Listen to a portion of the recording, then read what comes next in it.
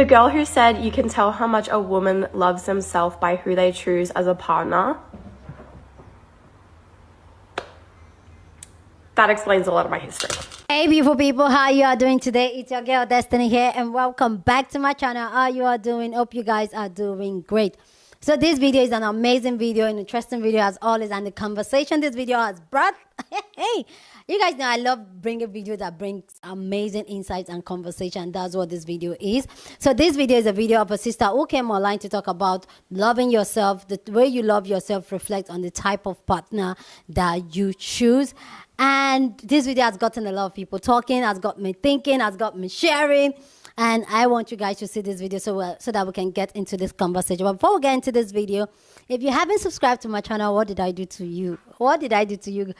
Go ahead and subscribe to this channel, okay? Please, we post video every day, 2 videos every day, okay? So go ahead and subscribe.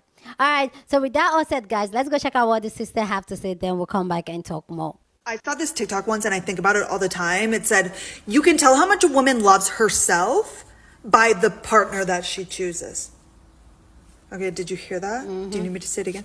You can tell how much a woman loves herself by seeing the partner that she chooses. 100%. And that shit is so accurate and so telling. I can't even. Let me know if you agree with that statement. Let me know if you agree with that statement. This video has tracked the conversation for women, talking about if this is true, if they agree with it, and also sharing their story. I have so much to say, and I know you have a lot to say about this conversation. So let's go here, check out what women have to say, what other women have to say. Then I'll come back and share more of my thought. But I want to know your own thought down in the comment section as always. So but let's go check out people's thoughts on this conversation. The girl who said you can tell how much a woman loves themselves by who they choose as a partner. That explains a lot of my history. And that's because the partners that you have in your life are directly proportionate to what you're willing to allow. If you keep seeing that the partners you're having are emotionally unavailable, they're super avoidant, they don't want to commit to you, then we need to stop blaming everybody else and saying, oh, nobody just wants to commit to me, and start looking at, well, wait a minute, how am I showing up? Because if I'm showing up with confidence, if I'm showing up the way that I want a partner to show up for me, then that means I'm being honest, transparent, vulnerable. I'm using active listening. I'm really taking part in this date so I can assess if this is somebody I even want to take seriously. And I'm not focused on, are they choosing me? I'm focused on, am I choosing them? And the more bullshit that you allow, then that just shows us how you see yourself. Because if you don't genuinely believe that you are worthy, deserving, good enough, then you're just going to keep allowing breadcrumbs and as opposed to demanding the best, which is what you actually deserve. But if you don't believe that, then you're not going to be demanding that. So we got to take stock. If you are seeing all of your experiences are not aligning with what it is that you say that you want, then we need to start to see the disconnect. What it is that you want versus what it is that you're getting, and start to assess any patterns and things that you can take accountability for, and that ways that you can show up differently. Because remember, we can't control other people. We can only control ourselves. I agree with this, but I think there is another layer to it. Like, yes, your partner who you choose might show how much you love yourself, but also how much you love yourself can really be seen by how loved you were as a child by your parents. I've been with my husband for 3 years now in terms of marriage, and he's still so obsessed with me, and I couldn't settle for less. If you don't know who my parents are, they're just the most wonderful people. They weren't perfect parents, but they did provide a lot of security and love and stability. And that really just instilled an unshakable self-esteem like pillar in me. And so when I was looking for men, I needed to make sure they are going to love me at the bar that they set. So through transitive property, I feel like the person's partner, whoever they choose to be their partner, says a lot about how much they love themselves, but it also says a lot about how much they've received love as a child. I agree. 2 cents for the day. You can tell how much a woman loves herself by the partner that she chooses. You can tell how a woman was loved and cared for growing up by the partners that she chooses. Many of us experience our relationships with our parents or caregivers or families, and if that becomes your normal, then when you are with partners when you grow up who are or violent, it doesn't seem that bad because you're used to it. So when you call them names, when you shame them, you are teaching them that love can coexist in the same relationship, And so when they grow up, they will be in relationships they think are loving, but are actually.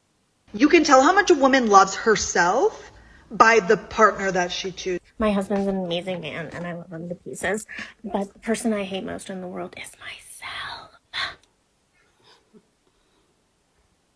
You can tell how much a woman loves themselves by who they choose as a partner. This is why when people are in unhappy relationships, they have the most elaborate PR campaign to convince us that they are happy. It's because we can tell that they aren't, and they know that we can tell that they aren't.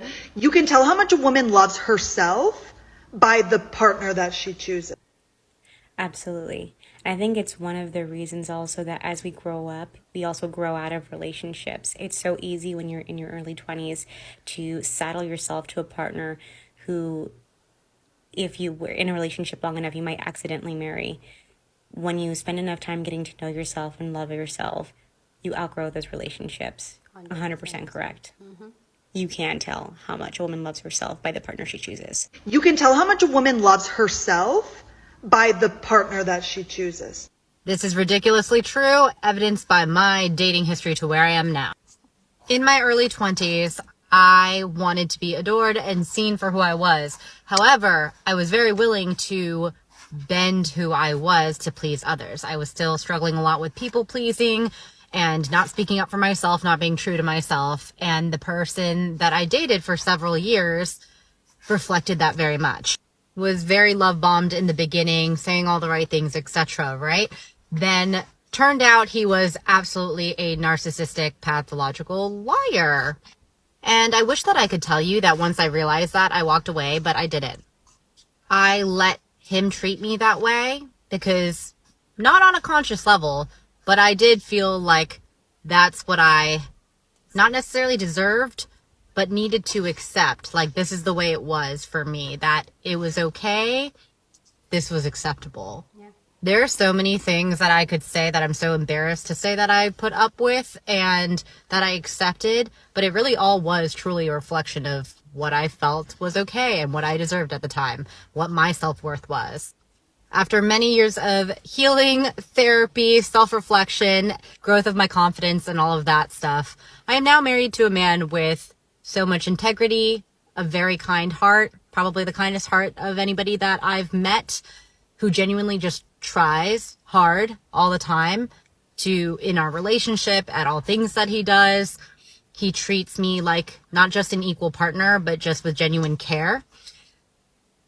He says that I'm beautiful even when I look like this right now. And also I have a chronic condition, well, I have two, but one of them being endometriosis, which is of a condition. It changes your life in so many ways, and the way he has cared for me through all of that is something that I don't think years ago I would have thought was even possible. And honestly, when I look around at the people that I know and partners that they've chosen for themselves, I really do believe that you do accept the love that you think that you deserve. So a woman on here said you can tell how much a woman loves herself by the partner she chooses, and she ate that. I give her her hands. I truly believe that neglect, whatever that people accept from a man in a relationship, is directly correlated to low self-esteem. That's why in one of my other videos, I made a video called like growing up as the ugly girl, and I said if you're in a stage in your life where you're trying to rebuild your confidence back up, you're trying to rebuild your self-worth up, don't date until it's built up.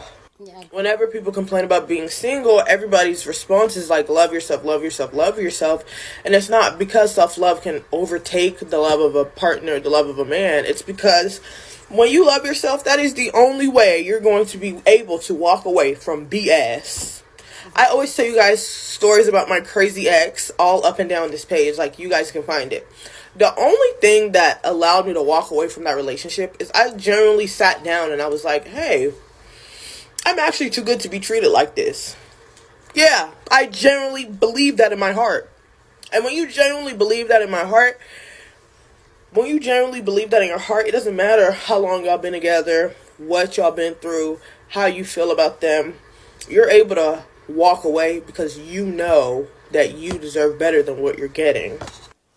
If you know that you're a Tesla, why would you let somebody buy you for $2,000? when you know the worth of a Tesla, and somebody is coming and they're trying to only bring 2,000. When you know your value and you know your worth, you don't let people come and sell yourself for cheap. You know what I'm saying? So let's keep that in mind as we, are on our dating endeavors. Please go down in the comment section and share your thoughts. Love to know what you think about this amazing conversation down in the comment section. But please keep it respectful as always. And do you agree the way you love yourself reflects on the type of partner you choose? Love to know your thought down in the comment section. So here's my own thought on this is the fact that I agree with her, but I agree with the last sister that spoke and kind of broke it down. This is something that people watching this channel, this is something I always talk about. Yes, the way you love yourself reflects the partner you choose and even the people around you. The way you value yourself reflects that. And for you to love yourself, for you to get to that place where you love yourself, you have to know yourself. And for you to know yourself, you have to heal your trauma. You see where I'm getting to? So it all starts off from you starting to start doing the work mentally for you to heal your trauma, your childhood trauma, your triggers, knowing. And once you start healing those things, you now start knowing who you are. And once you know who you are, the way your confidence level goes to a different level. Once you know who you are, you now know what you are, who you are, what you want, and how you want it, and how you want to be treated. So you now know how to set steady boundaries. You now know how to stand 10 toes on business. You now know how to spot out red flags because now you know you're not trying to people please and all that. And I feel like the relationship and coming back to the relationship with family, with your parents, actually, yes, because usually the relationship you have with your family, the family you're born into, how you were raised, your environment, how you were treated as a child, is what sets up the trauma. So you have to deal with those trauma for you to now get to that part where you now know yourself, love yourself, and now know what you want. So it all stems from what our gospel here on this channel. Heal your trauma. Heal your childhood trauma to help you know who you are. And if you don't do those things, it boils down to the type of partner you end up picking. It will reflect on it because then you allow things to fly, you're not confrontational, you don't know how to set boundaries, you just want to be with people because you want to be with people because you're scared of being alone. Let me tell you guys something. This is just, I'm really embarrassed to say it, but I'm share it with you guys, okay? And I know when you watch to the end, that means you're an OG or one of us. So people that watch to the end, they know, you guys know my story. So yeah. So growing up, I was that child that I felt a little bit neglected. So I was I'm a very clingy girlfriend or clingy partner. And that's one of my biggest fear was being alone, doing things alone and all that.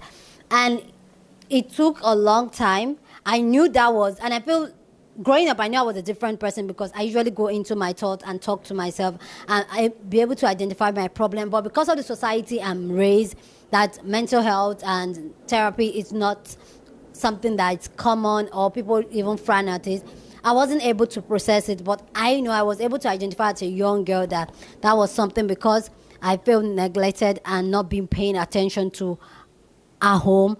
When I am with a man that pays me attention, I love it. And that's one thing my husband does. Attention, I get it. And that was it. But eventually, after knowing myself, I now start realizing things and I started working on myself. And now I can say, does it still scare me to do things by myself? Yes. Do I do it? Yes, because now I know who I am, what I am, and I set boundaries. And I think also because as the first daughter, I was the mother. I was taking care of everybody. I wanted somebody to take care of me.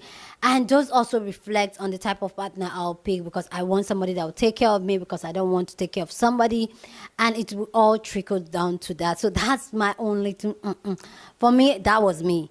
And now I'm doing things by myself. I'm traveling by myself. Going out by myself, having dinner by myself, and I love it.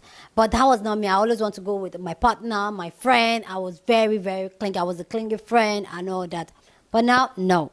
Okay? And you get what I'm saying? So it always goes back to your childhood. And this is why I always talk about people should be intentional about having children and know when they want to and why they want to have children. Because when you don't heal this trauma, you end up passing on trauma and even creating more trauma for your children. That also reflects the way they go out in the world and pick partners out there. But yeah, I really love this conversation and I love where it is. And let me know your own thought down in the comment section, but please keep it respectful as always. Go on and share this video with somebody that you want to be part of the conversation, because that's what we do here. We have banging conversations. So go ahead and share this video. Don't forget to give this video a thumbs up, smash the like button, because this helps YouTube to push out my content for more people to see. And that will be you supporting this channel and this girl here. With that all said, guys, subscribe if you haven't subscribed, and I'll see you guys in my next video. Deuces.